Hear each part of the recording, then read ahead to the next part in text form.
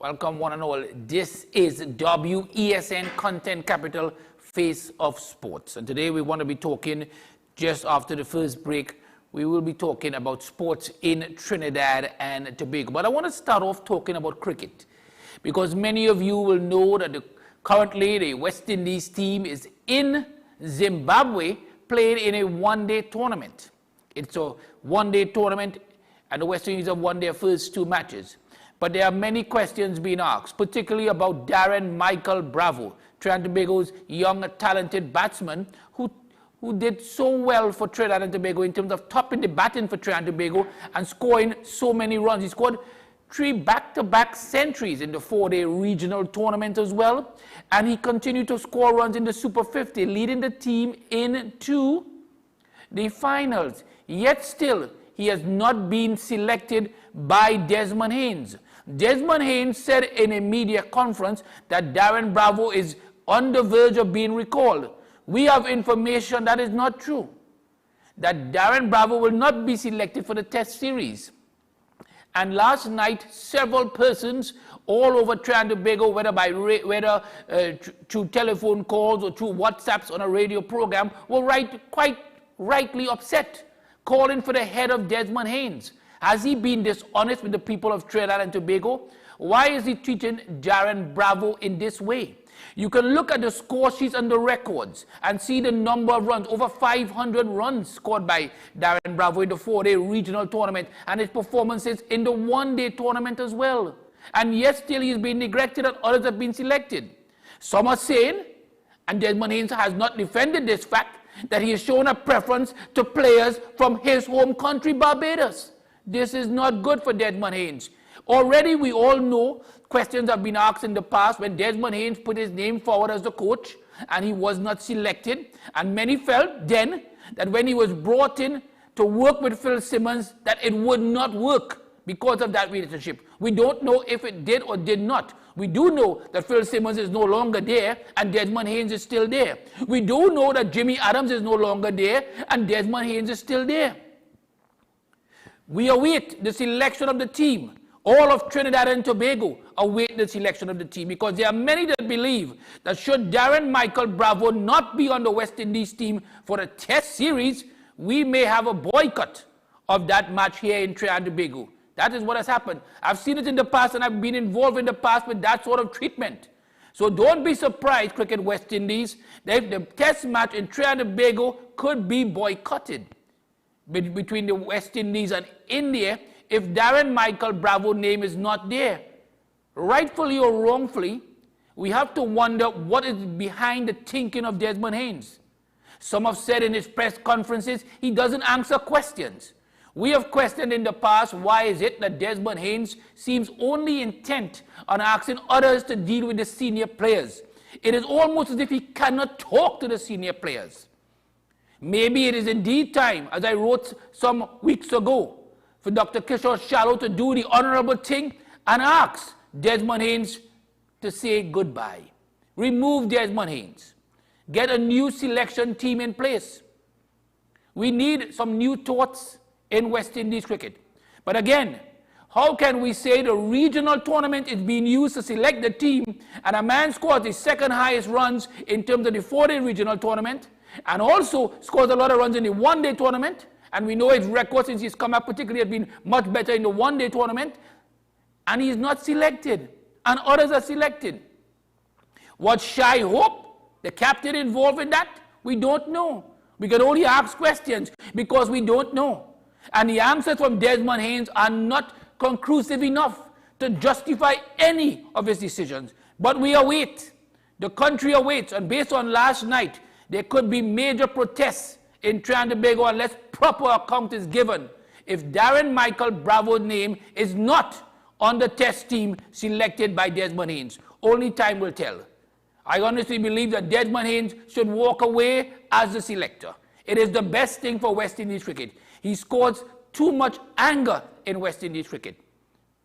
I won't be surprised if they don't even want him in Trinidad and Tobago right now. What a shame for Desmond Haynes. We take a short break. We'll be back.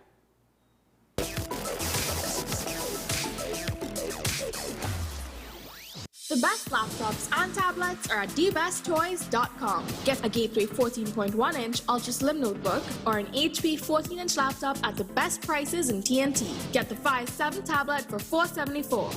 You can also shop the latest Amazon Fire Sticks. Call now at 32-DBEST to order or visit us in-store at Forces flagship MacBean. Shop online now at dbesttoys.com. Free delivery available throughout Trinidad and Tobago. Cash or links on delivery. As Kevin Hart would say, damn!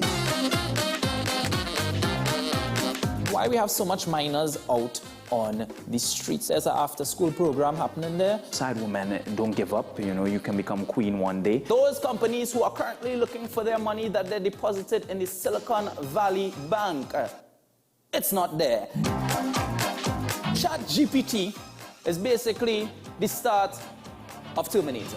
Our relationship with the colonial powers is like a relationship with a little bit of abuse that people like to stay in. And we remember how that was. Put in $100 and later tonight, you'll get back $3,000. I promise you. I promise you not. Did you rent an accent while you were across there?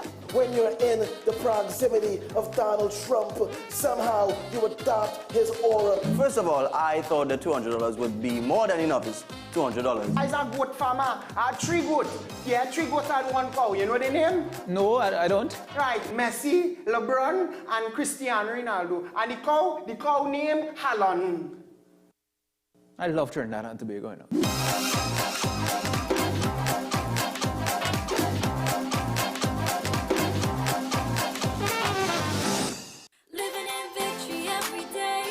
Did you tell your hubby about it, first of all? I did. When you were telling him, did you think that he was going to think differently of you or less of you? I thought exactly that. In case you've missed it, it's an encore of Nicole Larson Live. Relive some of the riveting experiences of everyday people who candidly shared with me their stories, life challenges, stories of hope, and eventual victories. Because he is not like man, because he is the God. It is a promise that we can hold on to. The report came back that she had 2 properly... Eric, behave yourself, no man. 2 properly working kidneys. An encore of Nicole Larson Live, living in victory every day.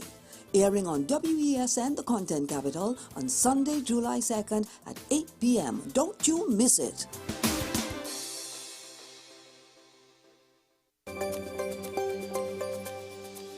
Between 2020 and 2022, the Trinidad and Tobago Police Service recorded 4,857 reports of domestic violence.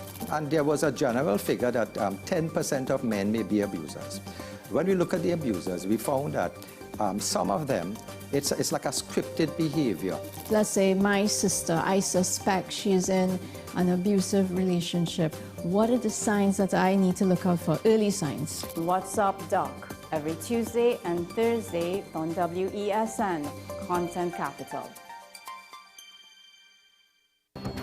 The issue, the continued rise in the price of flour and its impact on the cost of living in Trinidad and Tobago. How should we go about it? I want to ask you what has been revealed to you about the state of vulnerability in the country because of this exercise and because of what we're going through. Is the government losing the war on the vaccine front? The discussion should revolve around the common good for the greatest number of people in Trinidad and Tobago. How do we inculcate a sense of respect and regard for people who may not be of your own political ilk or persuasion? The communities are now being used by political opportunists. So when the tables are turned, it's the same way.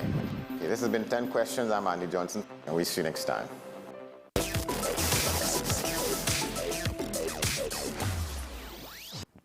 Welcome back. This is WESN Content Capital Face of Sports. And we promised you, we want to talk about sports in Trinidad and Tobago in general.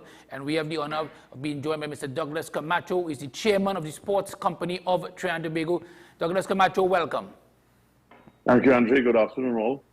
Douglas, let's start first with some of the events that are coming up, obviously, but which is the Commonwealth Youth Games 2023. What's the latest on that in terms of preparation of the facilities? And we know the Hazley Crawford Stadium in particular is being worked on, but give us an overall idea.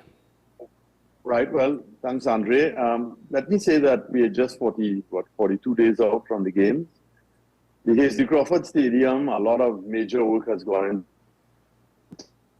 in. Has been completed. The scoreboard is. That project is expected to be completed by scheduled for the month of July, which are really trials, the double-up trials, so that we could actually see the stadium, particularly the track and field part, because that's really where track and field for the games will be held in the Hazley Crawford for the Commonwealth Games. People on Monday, and they were extremely pleased with what they had seen. They were blown away by what we were able to achieve in the last year. Because we actually started the work post-Carnival 2023, and it's a real that they brought on board to see what they're able to achieve in that space of time and to know that they will, in fact, complete by the end of June 2023. So I'm very pleased. Very surprised, but very pleased. From the perspective, Douglas, when you look at the interest so far, how would you address the interest generated for Commonwealth Youth Games 2023? Is it what you would like it to be right now?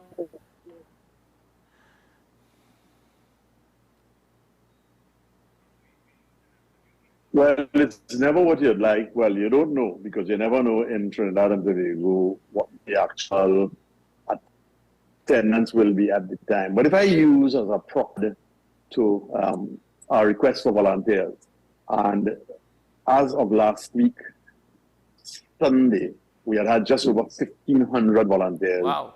Fully signed up, ready to be trained. And we still have it open, because our target is if we get 18, because we know people volunteer and things happen, they get ill, things, so we want to have that little buffer. So Sonia, who's leading that, is really pleased with where we're at. Of course, once they hit our 1,800 target, so we still have a couple of days. There was a training session in Tobago this week with volunteers on Tuesday, went off very well received. There's another training session on Saturday at the Racket Center in Tacarigua. So anybody who's listening to this program and is interested in volunteering, you could still go online, sign up, and go out to the Racket Center on Saturday. There's training that will be taking place. With regard to the other facilities, of course, the aquatic center is in good condition. We've been using it for events, so that's fine. Likewise, the cycle velodrome, as you know, we have hosted a number of events recently. So that is in good order, those three. Those are the three Trinidad venues that are inside. And then we have on the road, the area around the Brian Ara Cricket Academy for the road race and the time trial. So to say that it is ready, it's a road. Yes. We have one last thing that we need to do, which is ready to take up the sleeping policemen. But we don't want to take it up too early, because we've been advised by the police authorities that before they had put in the sleeping policemen, people misunderstood that for a drag strip or a raceway on evenings. Yeah. So our plan is to take it up closer to the time and then put something in place to try and avoid that. But the last thing we want is some accident because somebody is doing some stupidness. So the time trial and the road race will be at the Brian R. Cricket Academy roadway. Around that way, there's a circuit. Then in Tobago, there are 4 events will be taking place in the Shore Park Cultural Complex. For the first time ever, we'll be hosting international sport. They have had some basketball played there, But for an international event, in all the years, over 10 years that the facility has been there, they have never actually hosted an international sporting event. Cultural, yes, but sporting, no. And that is an absolutely magnificent facility. So that's for netball, fast netball, and they're going to be blown away. I think, I've been, as you would appreciate, to many games around the world, and I don't think that's second to any in terms of what it's intended for. Really a first-class facility, world-class in every which way. Then on the field outside there at Shaw Park, the football cricket field area will be the rugby sevens, and everything is in place. And of course, the weather has favored us. In some instances, rain is not your partner. In this instance, obviously it was, because it really allowed the grass to come back nice and green and to help us with the preparation for that. There's a Tobago task force led by George Vicock, who I'm sure you know. George has been in everything sport and cultural and in Tobago for as long as Adam was a boy in short pants. And he and his team over there are doing really very great work, very supportive of the overall LOC. And in fact, as we speak, as I'm speaking to you, a couple of the people from over here are over there doing some walkthroughs. Kyron Surratt, Rhea Richardson, Jem Ibel, so quite a few of them over there at the moment going through with the people on the ground in Tobago led by George. So in Tobago, those are the two facilities at Shaw Park. Of course, Baku is the beach where you'll have the triathlon swim, and then a run from the Baku area up towards the Mount Irving area. There's a circuit and back. And then the running part of the triathlon will take place around the Baku area. We went so far as to have the water tested for water quality, and it has passed all the tests. Good. Yeah, so we're very comfortable. We wanted to make sure that the product that we put out is really, truly world-class in every regard. So we had a water quality test done, and that has passed all the necessary criteria. So that's wonderful news. Then the one to be constructed legacy project out of the games, other than the legacy of the refurb of the Hasely Crawford, will in fact be the Blackrock facility for beach volleyball. And I say facility for beach volleyball because the facility itself is actually a beach sport facility that is being constructed. So that the courts, there will be 2 courts that will be full beach football size, which is the largest of the beach sports. And when completed, it will be able to host everything from beach football, which is the largest, beach volleyball, beach hockey, beach tennis. All the beach sports will be able to be held in the venue. So it's been sized for the largest of the beach sports. And it will be a beach sport facility, not a beach volleyball facility. It will be used for beach volleyball for the Commonwealth Youth Games. 2 world-class courts. I visited again last week, Friday, well underway. There's a pavilion that is being constructed, prefab offsite. The foundations and the plinth and everything to receive the pavilion is in place. So, when it comes, it will be just assembled and very renewable. Greendot timber and so on is what it's made of. So it's going to be very tropical.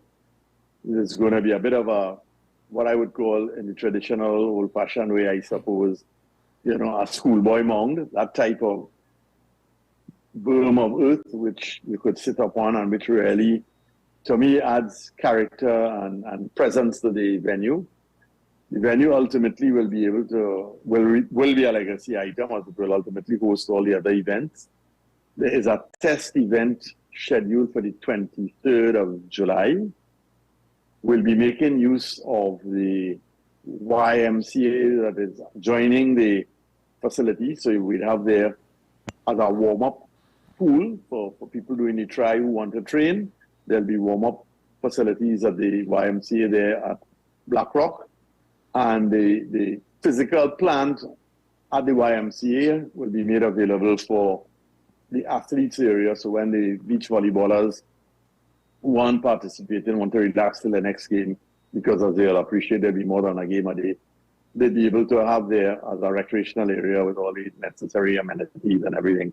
So all in all, I think we're on track. I'm sure, we have a unique feature, and maybe I'll mention it now, where for the first time we'll actually be doing an opening ceremony in 2 places. Okay. So very much in I guess in the young people team, you know, where you use digital capability. Yes. So you will have the main part of it, of course, will be for all the athletes and officials who are in Trinidad at the Crawford Stadium on Friday the 4th.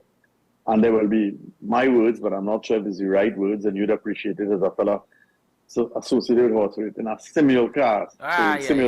Yes, man. Simultaneously, we will have the activity taking place in the Crawford Stadium and the Shaw Park facility over in Tobago. And we'll have a big screen up in Tobago and a big screen up at the Crawford Stadium. So those in Tobago who are enjoying the activities there will be able to see the formalities on a big screen.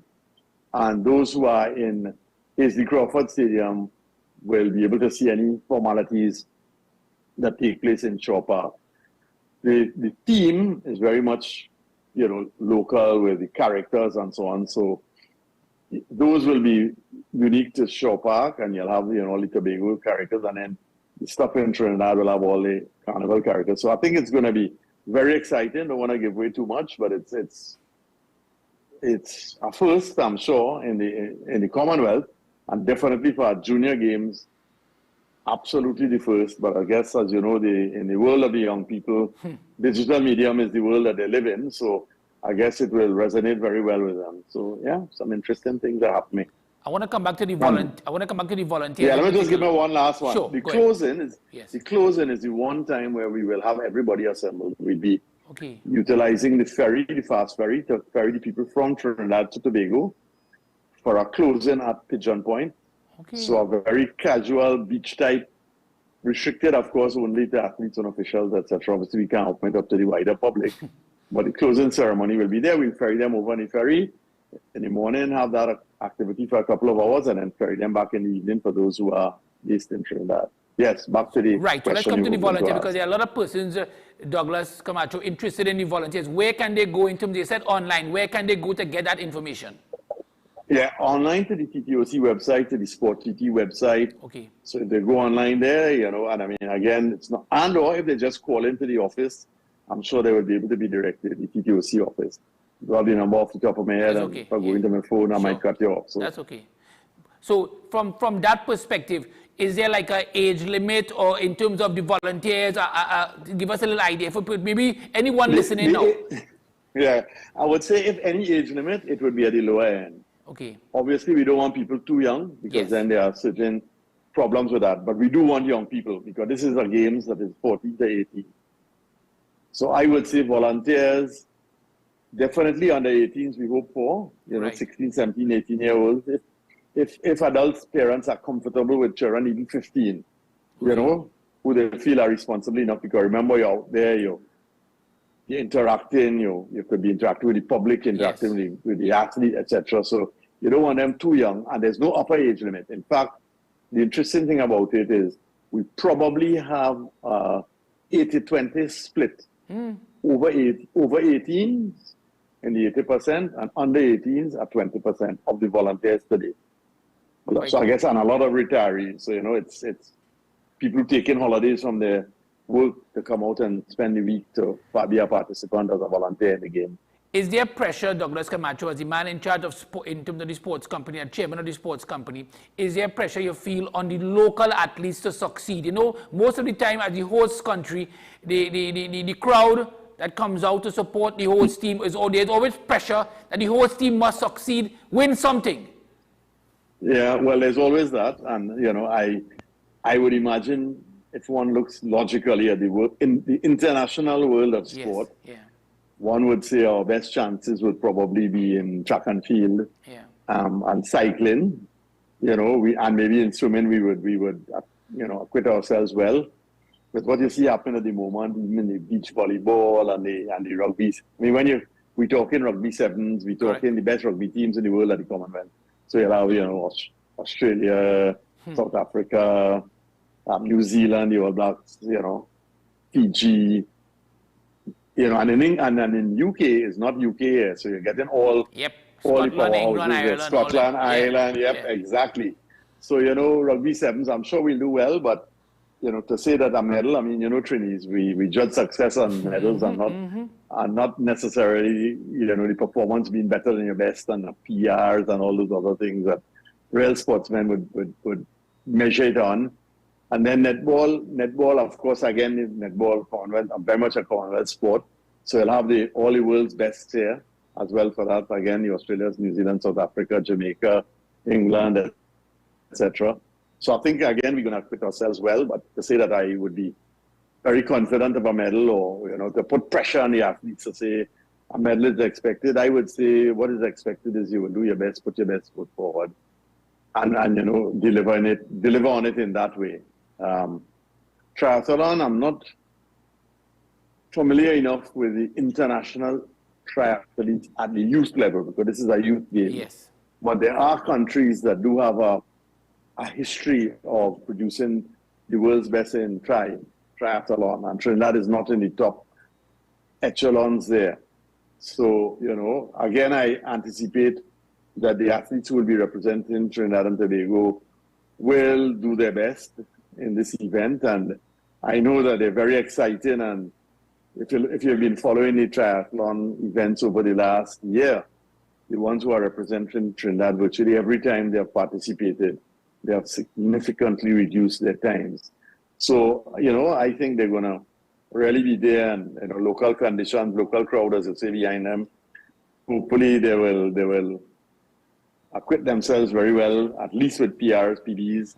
And I think if they did that, then they would have more than delivered to the expectations certainly of the LOC. In terms of the national governing bodies, because as the chairman of the sports company, you know all the national governing bodies. Do you believe, Douglas Camacho, by virtue of these events, we will have a better, and when I say we, I mean the people of Trinidad and Tobago will have a better understanding of what's going on in terms of development at these various NGOs based on this tournament? In other words, how are the youths being given opportunity? What opportunity? Prepared. Yeah, well, I would say, you know, you asked me about sport in general. Yes. So I might start with today. Yes. So right now, as we speak, our national teams in 22 sports are participating in the CSC Games. Yes. It's an adult games, but as you well know, it's the games which is in the Olympic cycle, it's the beginning of the 4-year cycle. CSC Pan Am Olympics is that route, right? Commonwealth sits on the side of that, not as a route there. So it's what we call the lowest level of the Olympic quadrennial. So it will be adults, but you will have some young people there. So that in itself is one opportunity to gauge where we're at. You have the Commonwealth Youth Games, which gives us a good sense at the youth level where we're at. To me, the challenge I see in this particular youth games is that Trinidad is one of the countries that had a very, very strict lockdown during COVID, more so than many of the countries who will be participating at these games. So we have only in a last year or two really come back out and started the process of rebuilding our athletes, particularly at the youth level. So national teams were allowed to train, but as you well know, generally speaking, athletes across like the 7 disciplines we have identified would not have had the opportunity to have trained during the COVID period. Whereas their counterparts in the other parts of the world did not have quite as rigid a lockdown during COVID. So not to use that as an excuse, but to say, answer your question of where are we on the continuum. I think it's a good gauge to see whether we have gained back some ground in the last 2 years since Trinidad and Tobago was opened back up. And I anticipate the answer will be yes, which is why my focus was more on where are the athletes in regards to their personal best.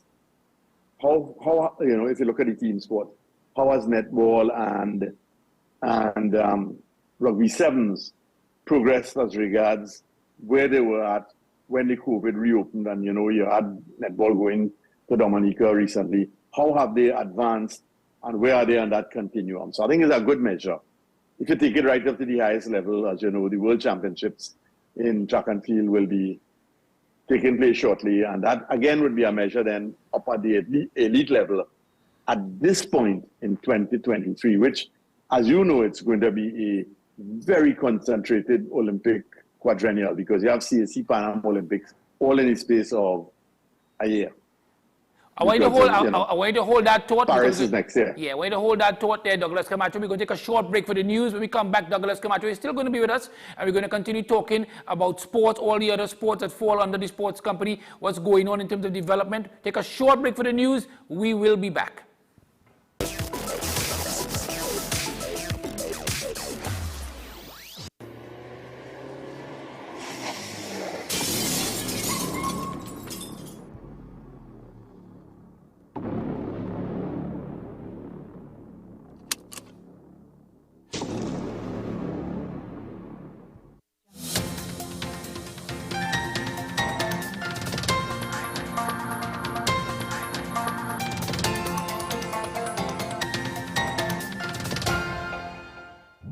Here's the WESN News on the Hour. I am Sira Ali. Thanks for joining us.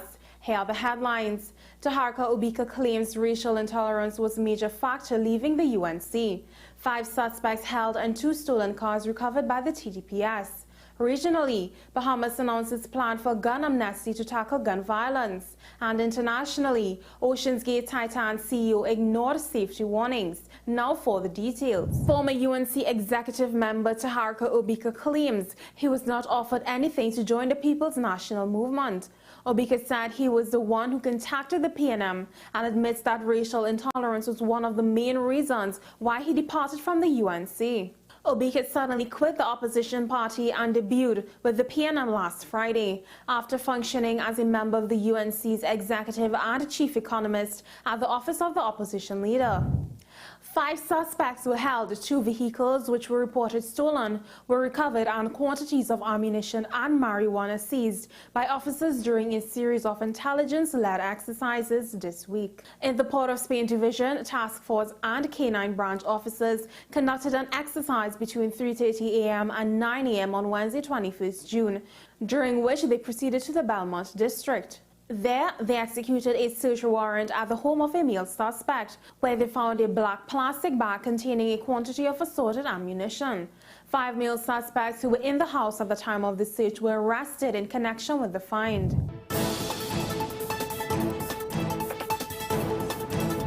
Regionally, a 2-week gun amnesty is being called for by the Bahamian Police Commissioner, Clayton Fernando, to help reduce gun violence in the country. State Minister of Social Services and Urban Development, Lisa Rahaming, said it is time to give it up and bring it in, as she announced the planned initiative, saying Commissioner Fernando would seek a declaration for the amnesty program from Prime Minister Philip Brave Davis. Rahaming said the initiative is part of the Urban Renewal and Royal Bahamas Police Force's Say No to Gun campaign, which she said will be launched shortly. She said people who surrender illegal firearms will not be prosecuted. However, she added they will also not be rewarded. The Commissioner of Police will be seeking a declaration for a 2-week gun amnesty by the Honorable Prime Minister, which will give persons in possession of illegal firearms the opportunity to surrender these weapons without jeopardy and prosecution. Internationally, warnings over the safety of Ocean's Gate Titan submersible were repeatedly dismissed by the CEO of the company. Email exchanges with a leading deep-sea exploration specialist show. In messages seen by the BBC, Rob McCallum told Ocean Gate's CEO Stockton Rush that he was potentially putting his clients at risk and urged him to stop using the sub until it had been classified by an independent body. Rush responded that he was tired of the industry players who tried to use a safety argument to stop the innovation. The tense exchange ended after Ocean's Gate lawyers threatened legal action, McCollum said. Well, that's news to the hour on WESN. I am Sira Ali. Thanks for watching.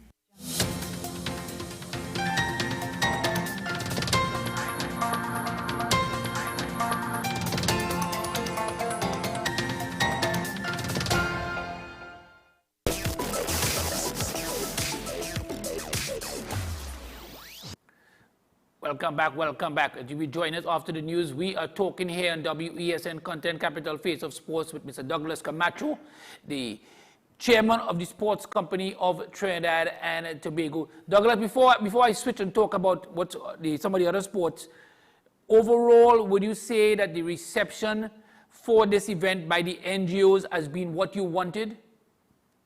Definitely. By certainly the 7 disciplines that have been identified as by the CGF as the 7 that will be in this particular games, they have really embraced it. They have stepped up. Again, a number of volunteers have stepped forward. Of course, Trinidad has good technical officials, and in fact, very often our technical officials are the ones that really represent us most frequently at the highest international levels abroad. So I would say, yeah, they've stepped forward, and a lot of the membership of those organizations have gotten engaged with the various sporting officers who will be handling it, and I guess they must be very excited. I could only imagine, youngsters playing at home with people coming from 70 countries from around the world. It must be a really exciting time for them.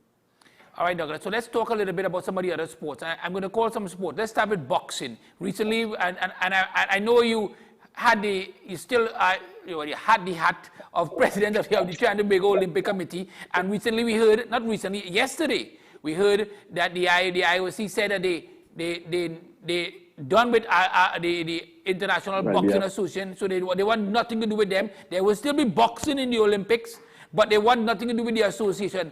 A lot of people are confused by that. Can you explain? Because people are saying, okay, how we could stop and have no involvement of the association, but you still want boxing. Where are the boxers going to come from?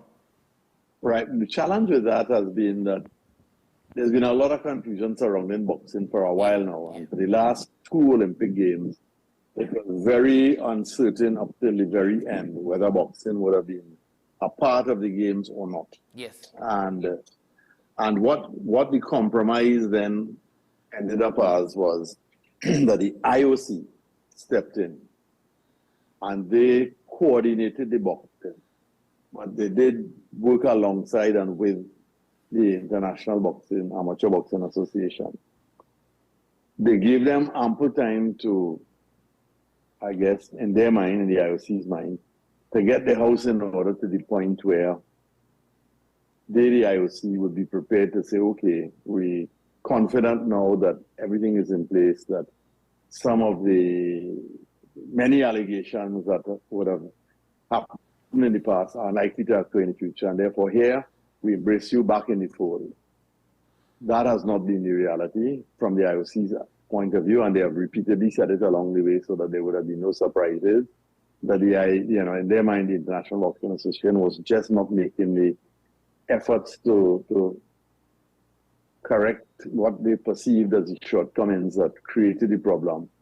And the choice was, do you leave boxing out of the games altogether, which was a real consideration, and replace it? We have there's a line of sports waiting to get into the Olympics, and replace it with one of the other ones who's knocking on the door, or do you try to find a way to accommodate it? So I guess the position they've taken for Paris, and I guess because boxers would have been preparing and training and a number of pre-events would have occurred, is that they will probably do what they did for the last 2 Olympic Games and effectively run it, but in this instance, maybe run it completely by themselves.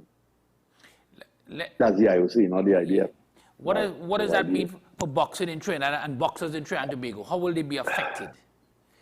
No, well, we would still have to go through the regular, the qualification process will be identified for our boxers, and they would continue on the journey. So,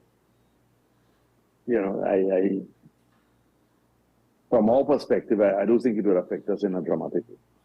I know one of the question marks, and this has always been there, has been the judging in the Olympics. The judging has always been questionable, Douglas Camacho. And I think that is what it points to as well. That is true, and I have to say that having attended a number of boxing events myself at the Olympic Games in particular, I have left there saying, well, clearly, maybe I don't understand the sport. Oh, we were watching a different. Me too. I was watching something different. Yeah, we were watching a different bout because, one fellow would leave the ring bloodied and the other fellow would hardly a mark, and I would say, well, that was an obvious one. Yes. He might could judge that one and find out that if I did judge it, I would have had it all wrong with the results that come. And yeah, it's all of that that has created the challenge that, unless they could find a way to avoid some of that. I think there's also the whole process that they felt a lot of the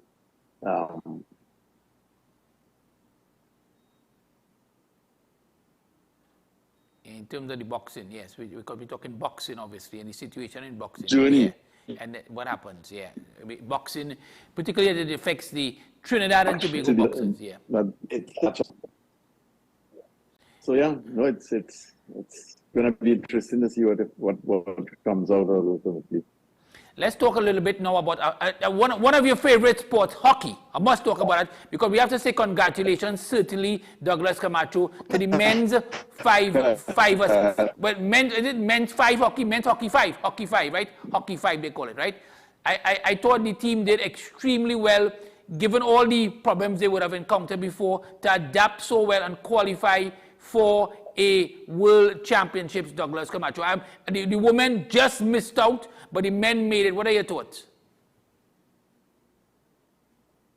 Well, let me say that I've always contended that hockey fives and indoor hockey, a pool of athletes that we have to choose from among is very big. So when we have to choose for 11-a-side, it becomes more difficult.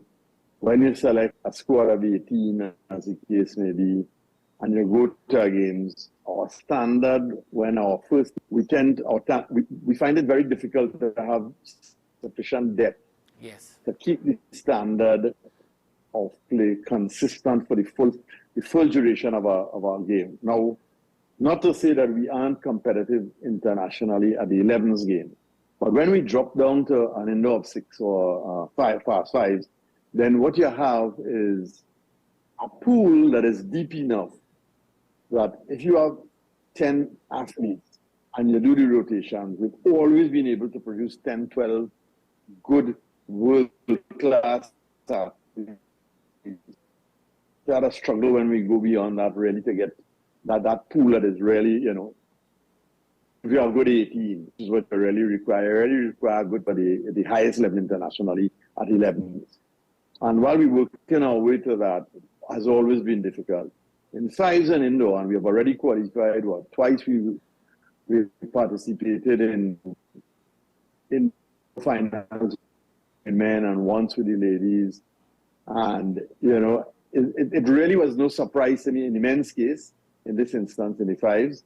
I know they did, in my mind, both men and women did exceptionally well. I know the men feel a little disappointed that, that they lost to the US. I mean, it's a penalty shootout, and as you all know, whenever you get to that, I don't want to say it's a crapshoot, but it's a crapshoot, right? And it could go either way. It's almost like it's just marginally better.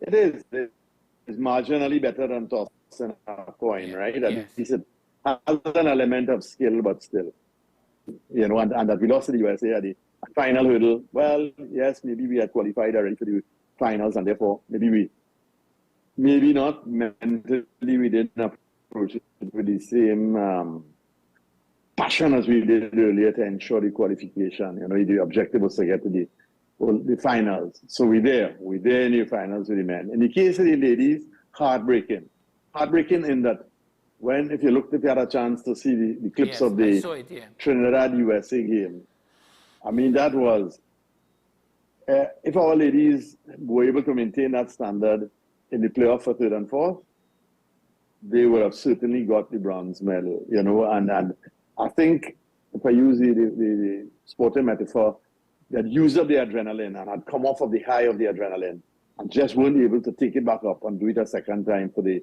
bronze medal playoff. But a real credit to them. And what has me particularly pleased with that is that we have been on a path to rebuild the ladies hockey in Trinidad and Tobago.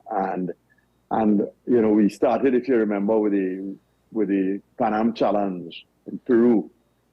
And I mean, it is amazing where they are in that journey already. Tribute to the young ladies themselves, yes, the coaches and so, but I really want to give my, a shout out, as the young people would say to them, because the ladies you know, they ruined the fact in their own mind, I'm sure, that they won't be able to make it to the finals of the World Cup finals this time around in the fives. But it is, I'm sure, giving them a real fillip for this CAC games that they have gone to, and it would not surprise me. I expect them in the medals in CAC here, and it wouldn't surprise me if they actually come back with the gold medal. I think they're so heartened by their own success and, you know, enamored by it. The men, likewise, I would expect out of the CAC games, the men to come back with definitely a medal, probably gold. So yeah, if I were to be tipping, I would tip the two hockey teams in the CAC games there for not just medals for sure, but for gold medals, quite frankly. So that's good news. The one other question, I'll put it on the table before you hit me with it as usual, Andre. The turf, the guys are in from finally the guys are here on the ground, physically on the ground in Tacarigua as we speak, you know, going through the process. They're going to do some work. They leave, I think, for a few days next week to come back because it's a process. So again, we are hopeful, and the TTHB's, you know, leadership, Roger Sidrose, etc., Maureen Craig from the International Hockey Board, they are monitoring it in conjunction with the Sport TT's project management team, with the international providers out of South America who are here to do the infrastructural underlay and then relay the carpet. So that's good news. And any timeline? Any timeline? Well, you know, I would like to think that hockey could actually be playing from August. So I would say July, end of July. I know they have a more ambitious target in their own mind, but after it's done, you still have to get the whole certification process done. And of course, as you know, that is people coming from an accredited lab. They're using the one out of Canada because it's the nearest, who will come in and do their independent assessment. So it's not actually the international provider or a local organization that does it, or, you know, it's one of the internationally accredited labs will come and do all the necessary certifications to qualify it for international hockey. So that will be the final step before it's completely signed off. But yeah, no, kudos to the hockey board and to the players and the coaches and technical officials for where they're at. Again, coming out of COVID, you know, lacking their major facility, having to make use as catch as can be, as they say, using Woodbrook Youth Center as virtually the home for their training, doing some training sometimes down at the Trinidad Police Barracks when available. It has been a challenge, but true sportsmen, I think they have raised themselves above. I'm glad you mentioned that, because the St. James Barracks, there was a report, and I saw a report, and of course you can confirm or not, whereby on some occasion, maybe 2 or 3 weeks or 4 weeks ago, I'm not exactly sure, I don't want to lie, Douglas, where the national team would have gone to St. James Barracks, and it would have appeared, based on the video I saw, it would have appeared that either they were locked out or they couldn't find the keys and they couldn't get in, and they were told that the hockey board owed money to the St. James Barracks. My whole point, rightfully or wrongfully, Douglas, I know the St. James Barracks doesn't fall under the sports company, I know that. Rightfully or wrongfully, I did find it hard, Douglas Camacho, to accept that the St. James Barracks, which I consider to have been paid by taxpayers' money, and a national team. I could understand if it was a club team that owed money, but a national team would be denied an opportunity, Douglas Camacho, to practice on the only possible venue that they had. You know, well, I don't understand why it happens. Yeah, I know that there was certainly a little mix-up. I think one day, might have been that day that you speak to, with the person who, you know, I guess has responsibility for the keys for the facility. But yes, no, I hear you, and I fully support what you say. I think any facility which is owned by the taxpayers, therefore by the taxpayers of Trinidad and Tobago, must be made available to national teams once possible. Of course, with a schedule so that they're not clashing up with everything and with order. Absolutely, I am 100% a proponent of that. National teams and national competitions should have access to all national facilities and not at exorbitant prices. I mean, I had to defend the position of national venues that fall under the sports company recently at parliamentary committee oversight board body here, and that was one of the questions directly put to me. Can't remember whether it was Senator Mark or Keith Scotland. One of the members of the committee bluntly put it exactly to me as you have just put it to me, Andre, that in their mind, facilities funded by taxpayers' dollars must be made available for national athletes in training and national competitions. And I assure them certainly the ones under sport are made available in that form and fashion. And even national competition are facilitated. So, it's something that needs to be worked through. Of course, that is a particular facility that is housed within the Trinidad and Tobago police barracks. So I guess that will come with certain constraints, but it's something that I have asked the minister to work with her colleague, Minister of National Security, to find resolution to, because as chairman of the sports company, of course, I do get complaints and letters being written to me about it, and I have asked our minister so let me ask you this, $500, don't you find $500 for a national team? I mean, I just find $500 for the national team is too much, personally. $500. Well, I think, as I say, certainly all the facilities where Sports TP has responsibility that belong to the state are made available for free for national teams in training. I understand that, of course. So I can't comment on whether 500 is a good figure or a bad figure in that regard. But certainly I think national teams and national competition should have all national venues made available to them for free. Now, for free meaning, in the case of national competitions, even if one says there's a notional charge which is absorbed by the state, so that you get a sense. So let's say 500 was that figure that you speak to. Yes. And it's not national teams I'm talking about. Yes. National teams 0, 0 and finish, right? Let's say national competition, so the national football, TTFA or whoever, and they want to have a national league run. Even if you say 500 was a figure, and you say, okay, notionally, we'll price it as 500, but you waive the 500 because it's the state collecting the funds, and it is the state that owns the facility, and it is national competitions you're promoting. Now, I want to run a private competition, and I go and I ask for the oval, or I ask for a national stadium. I expect to pay a fair wage, a fair price for it, because they do have to maintain it, etc. So if they told me $500, you want to run a national competition, I'll charge you $500 for the venue. I'd say okay, and then I will charge the teams because I'm putting on a private tournament. Yes. I'll charge the teams to cover the cost, etc., etc., etc. But certainly, to answer your point directly, national teams and national competitions on national sporting facilities that are national sporting facilities, I think should be treated within a different way. How difficult is it, Douglas Camacho, looking at maintaining some of these facilities? Because the question now comes, you've just told us that the Hazley Crawford Stadium will be ready in time for the Commonwealth Youth Games. The big question would be, Douglas, obviously, what happens after the Commonwealth Games in terms of maintenance, given the history, with all due respect, of maintenance at some of the facilities in the past?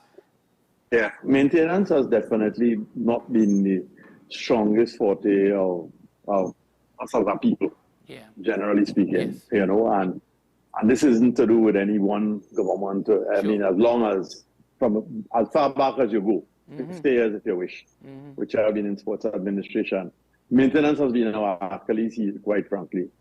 And I think we don't do preventative maintenance. We want to only fix something when it's broken, not realizing expensive plant and equipment, a field, etc. You can't wait till you feel mashed up to redo it. That costs you more in the long run.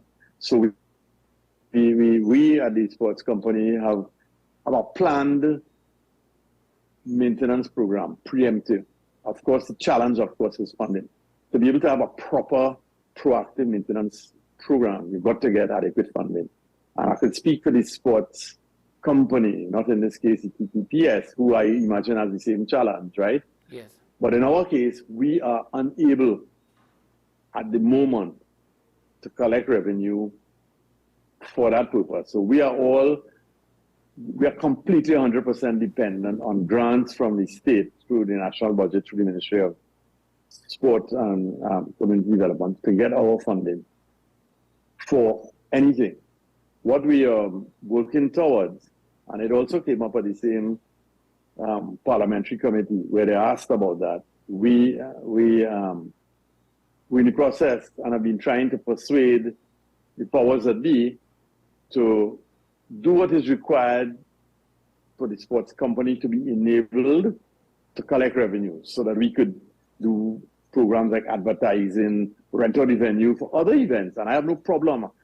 I'm one sportsman who has no problem renting a venue for a cultural event and charging a proper commercial rate if it's a commercial venture, and say charge them a rate that will ensure that we will then have revenue in addition to any grants that the state provides to maintain. And I think if we get that capability, then what we will do is reduce the burden directly on the state from the consolidated fund, which is where the funds will come to for maintenance at the moment. So if we could raise our own revenue and do things where we could retain the revenue for that purpose, then over time, we could be less dependent on the state if we get it right.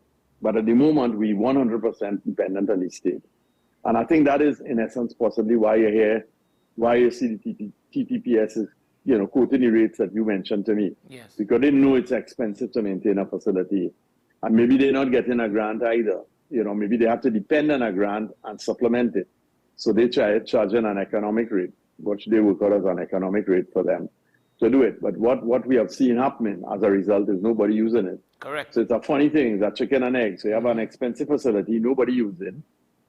And when you use it, which is infrequent, you pay a high rate. And because of the high rate, nobody uses it. So even there, they have a little cafeteria. If the rate was economic and you get a lot more use, they may be able to generate more funds from the cafeteria. Think of the models that they use in gas stations. They probably make more money out of the quick stop shop than they make out of the gasoline.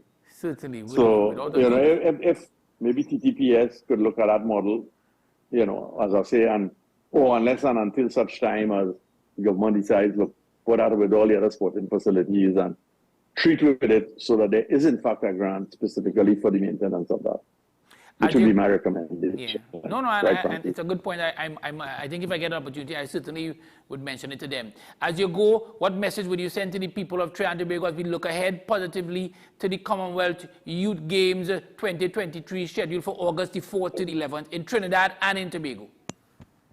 I would say citizens here and your friends, encourage them all to come out and support the young people. It is the largest single sporting event the country would have ever hosted. 70 countries will be present. 1,000 athletes coming from the countries, 14 to 18 age group. Come and watch the future stars of the Commonwealth and the future stars in many of those sporting disciplines, because the Commonwealth is particularly strong in many of those sporting disciplines. Come support your team, and beyond just supporting your team, support the youngsters. And I have absolutely no doubt, in typical Trinidad and Tobagonian fashion, we will leave our visitors to the islands with a memory that will last a lifetime. Because the one thing that we as a people have and continually show in these circumstances is incredible hospitality and warmth. And go and put your best foot forward, people. I'll be there with you all. Certainly. Thank you very much, Douglas. I wanted to talk about horse racing, but we don't have enough time. So I'm going to leave that. I'll leave that one out for now, Douglas. Thank you very much, Douglas, for your time. Stay safe. Anytime, Andre. My pleasure. Take care. That was Douglas Camacho. Thank you. All right, welcome. That was Douglas Camacho, chairman of the sports company, doing an excellent job as usual. Take a short break. We will be back. Thanks, Douglas.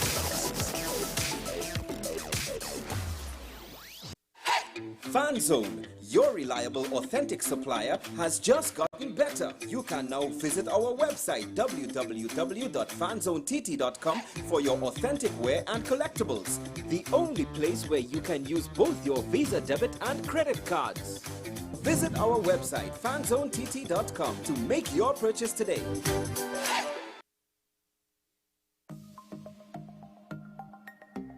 Knowing how to tell authentic is as easy as 1, 2, 3.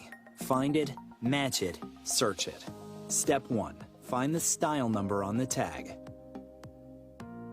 Step 2. Match the style number inside the jersey with the number on the tag. Step 3. Search it. A quick Google search of the style number will verify the jersey is authentic when the search results match the jersey being searched. Don't be fooled by counterfeit jerseys. Before you buy, remember to find it, match it, search it. Fan Zone, 2 locations nationwide. Center City Mall, Chaguanas and Movietown, Port of Spain. Nationwide delivery available. Take some time for yourself or spend some time with the family at Sandy Point Village Hotel. Enjoy our various studio and suite apartments, self-contained with their own kitchenettes and Wi-Fi.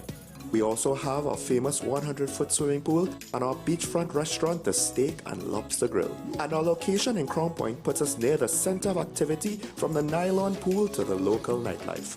Call us and make your reservations at 639-8533, 389-2378 or email us at sandypointvillagehotel@gmail.com. Every word, every line, every paragraph depicts a real moment in someone's life. A father, a sister, a mother, a brother.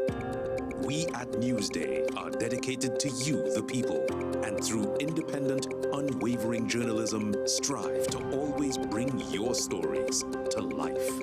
Because your stories are more than just words. Newsday, independent and credible.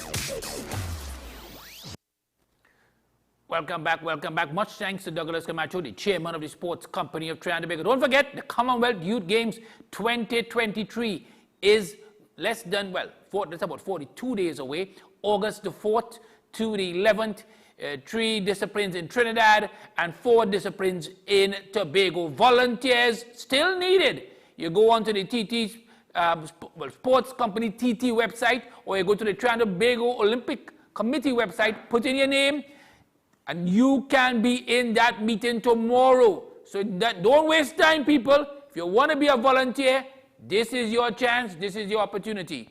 But also on Sunday, Trinidad and Tobago's Soca Warriors play their first game in the CONCACAF Gold Cup against St. Kitts Nevis. Sean Fuentes, the director of media at the Trinidad and Tobago Football Association, he did one of his behind the scenes, behind the badge, dealing with the Trinidad and Tobago last game against Guatemala. Let's have a look.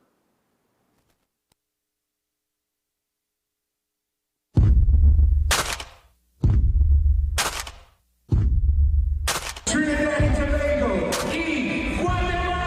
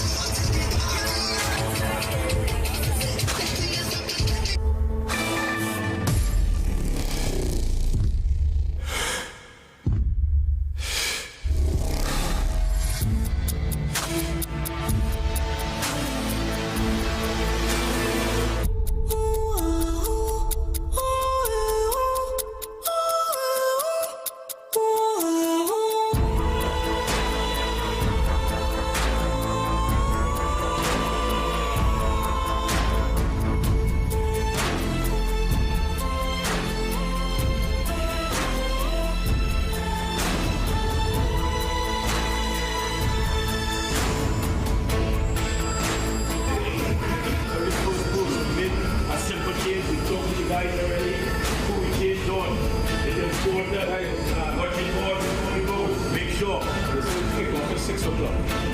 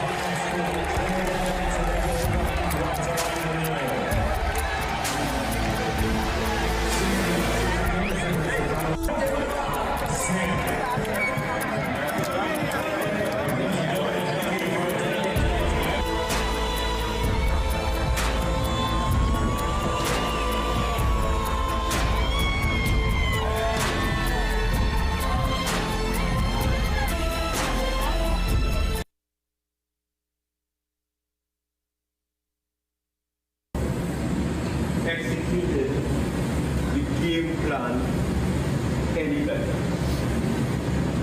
In some cases, it's 4 days we work on it. And it's when Samori and them fellas come, how much them get? And Lihim and them, they get 1 day. And everybody switch on. And everybody get it. And we went down there, we executed on the plan. It was excellent. Yes,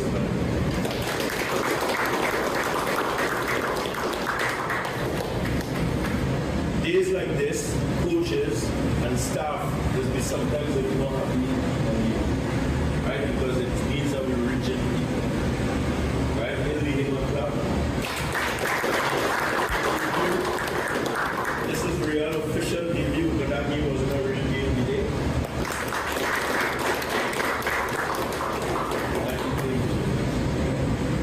Somebody else. Sorry, buddy. The word that we were using in this whole campaign is called commitment. And if you didn't commit to going them up, we would not get a penalty for the stop. Yeah? Every single, I only single them out because of them little things, yeah? But every single human being here was good. Every single one. And I want to say that the job that I have is a different one. Not just from a coaching standpoint, but from an emotional, because I would have seen what everybody gave. That nobody here, except the men trained and did not play, the job that you did, worked them. Sabu, the job that you did, worked them. Karim, yeah? The project, this project that we're trying to do, whether they keep we around to do it or not, is not for today alone. The project we see is for 2026. As we have all these youngsters inside our head. That's why we have these men, them kids who we believe in, and we believe that you can play. Unfortunately, if it was up to me, I'd take everybody and I'd carry everybody over to the next place. But we cannot do that. This is a part of the sport that we play. That's it? Yeah. Listen, the project is not for today. As I tell you before, we didn't bound to take this game. We're going to take it easy. way out and say, we ain't taking a game out, we just call something and we carry. But we didn't take the easy way out. Because one, we need to expose everybody. So the local men who was here today, and primarily build up on the team, you all show the work today. You show your work today, and you show your trust away. Because if I pick somebody, and next person from my club say, oh, how did Picky, but I Picky? That doesn't bother me. Don't get caught up with people. Do the work, and because we want to play in a particular way, in a particular manner. And we will always select the players fairly. Not a favoritism, we'll pick fairly. What we see sometimes may not be what you see, Dan. But then what you see may not be what I see. But what I saw tonight, collectively, was a group of men playing for one team and have one goal, playing for Trinidad and Tobago, and give everything that they have for Trinidad and Tobago and themselves. Yeah? Yes, sir.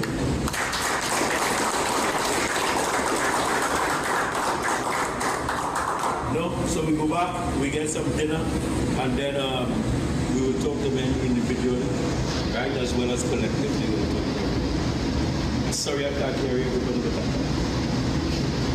Yeah?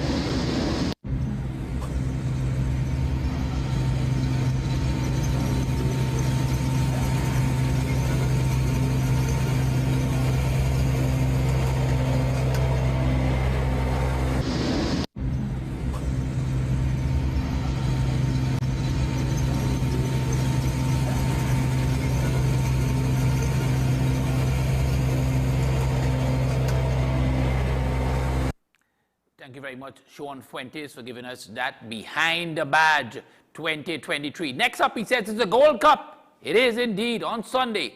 Sunday at 3:30 p.m. Trinidad and Tobago time. Trinidad and Tobago play their first game in Group A, and it's against St. Kitts Nevis. Then on Wednesday at 7:30 p.m. Trinidad and Tobago time, we play against Jamaica. Then on the following Sunday, that's Sunday, July the 2nd, at 9:30 p.m. Trinidad and Tobago time, is the defending champions, USA. So those are the first three matches for Trinidad and Tobago. Should we win 2 or draw 1 and win 1, we may have a chance to progress to the next round. Of course, if we win all 3, we progress certainly. That's without a doubt. Or if we win 2, we progress certainly as well. So that's something to think about as we look ahead to what's next for Trinidad and Tobago. But what's next here, it's Fun Friday. Yes, we haven't had that for a while. Fun Friday is next. Enjoy.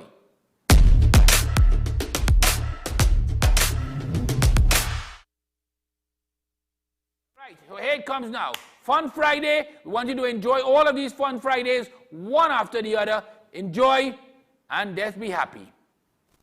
Oh.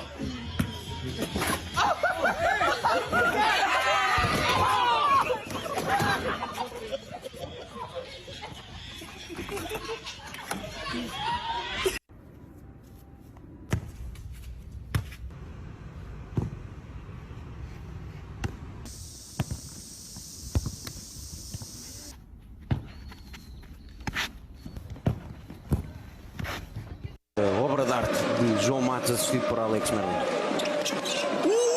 Coisa linda, que zique da gol!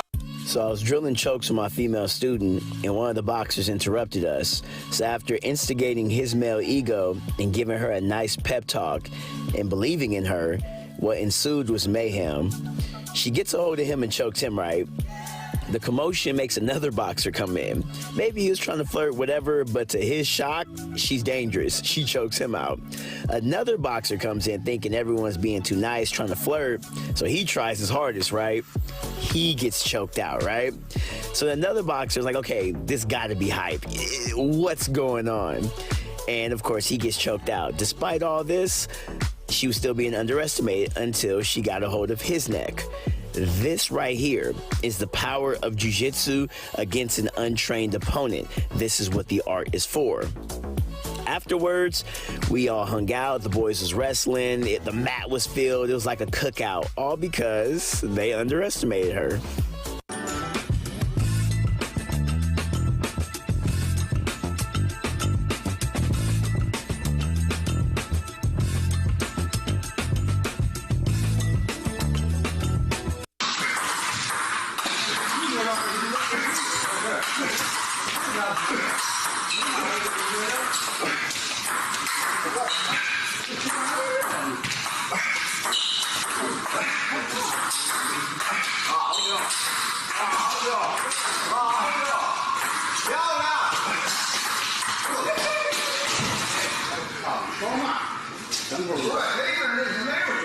3, 2, 1, go.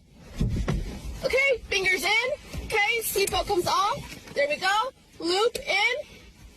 Okay, now with my other hand, I'm going to kick the seat back and I'm going to open the seat. I'm going to open the door, okay? 3, 2, 1. All the way down. I'm out and I can escape freely, okay?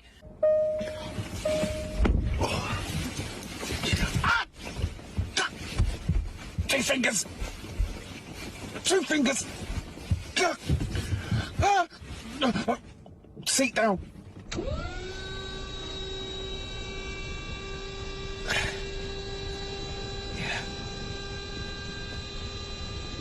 In the arms of the... Say happy birthday, RGB. Happy birthday, RGB. Me? Say happy birthday to me. Happy birthday to me. I feel like to sing. I feel like to sing. I feel like to sing. I feel like to sing. Sing happy birthday to you. Sing happy birthday to you. Sing happy birthday. Sing happy birthday. Happy birthday to you. Yes, indeed. Happy birthday to Ryan Gomez Burke. Today is his birthday. We're not going to say how old he is. No, he's not going to say how old he is. But today is his birthday. We understand he has a special surprise planned for later tonight. But so far, he's enjoying the day, this day, which is Friday, the 23rd of June, 2023. It's a happy birthday to Ryan Gomez Burke. And whatever he has planned for later, may he enjoy, I don't want to say may he enjoy on his own, but may he enjoy whatever he does later. Meanwhile, we want to look at some horse racing. Day 2 of Royal Ascot. Day 2 of Royal Ascot.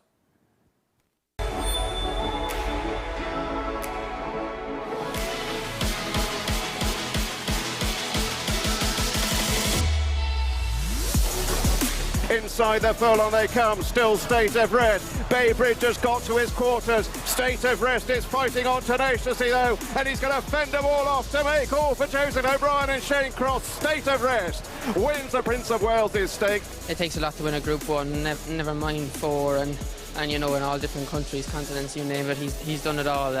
What a fabulous horse at 4 years of age to be doing this, and just delighted to be part of him, you know. We knew that the winner would come eventually, and very special that it would come in a race like the Prince of Wales, and like I say, I'm very proud of everyone at home and very thankful of the team of people that we have with us. Dramatised the surge through to take over here. Mayland Sea in the light blue is beginning to run on very strong and is bearing down on her, being followed by Love Range. They're heading inside the last 100 yards, and it's Dramatised in front. Dramatised wins the Queen Mary in devastating style. She's very classy, you know, she's going to be top class.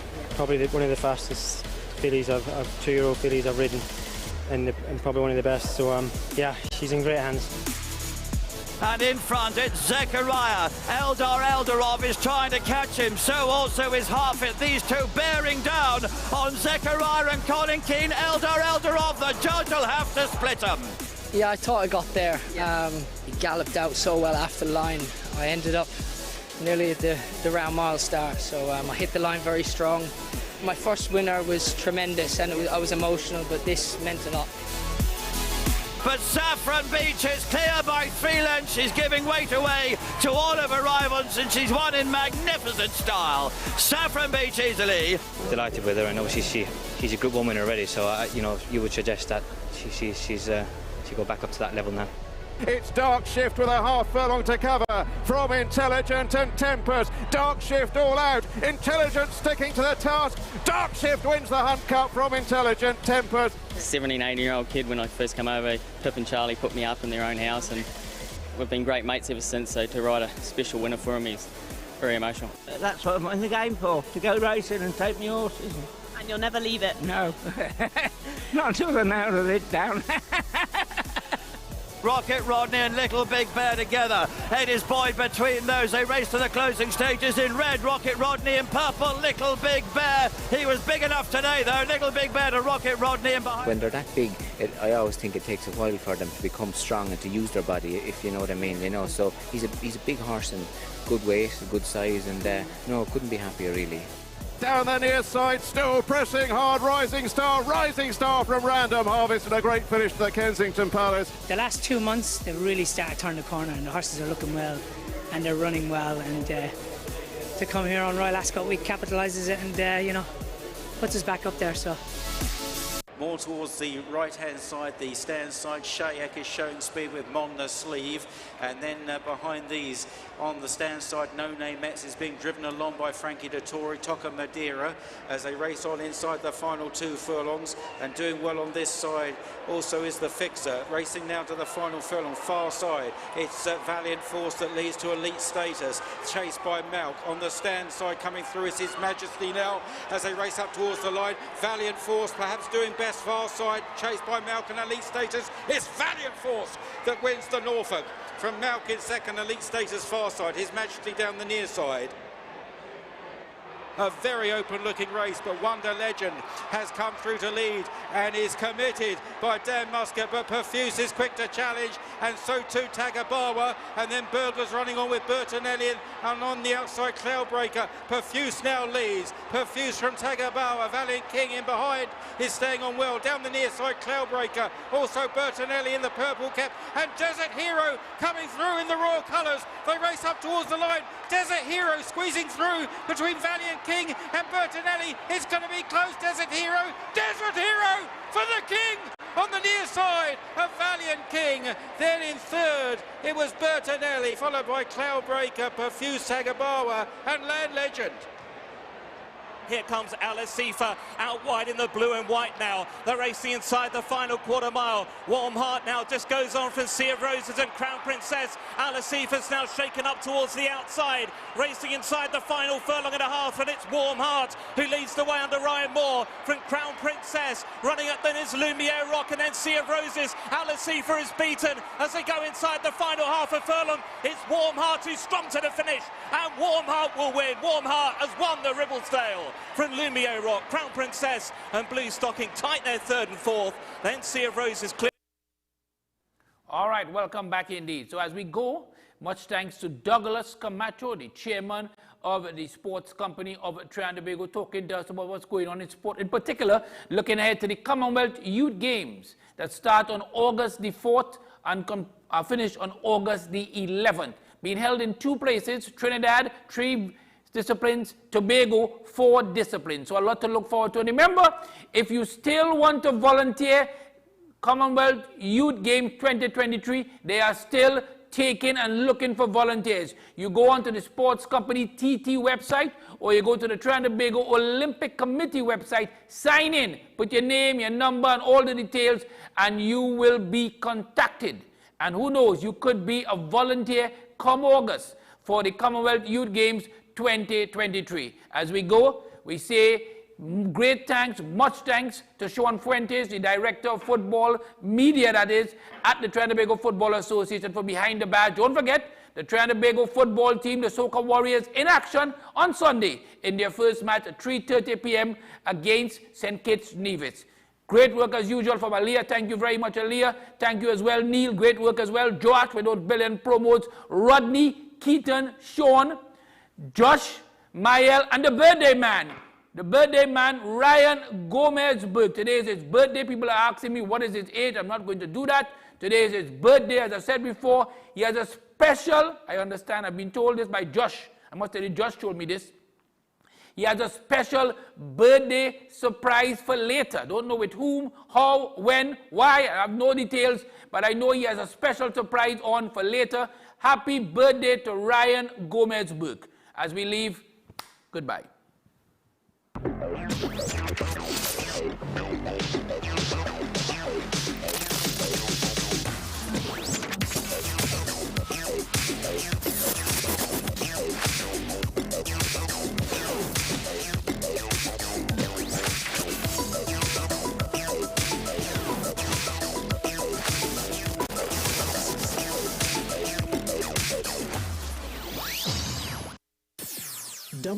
WESN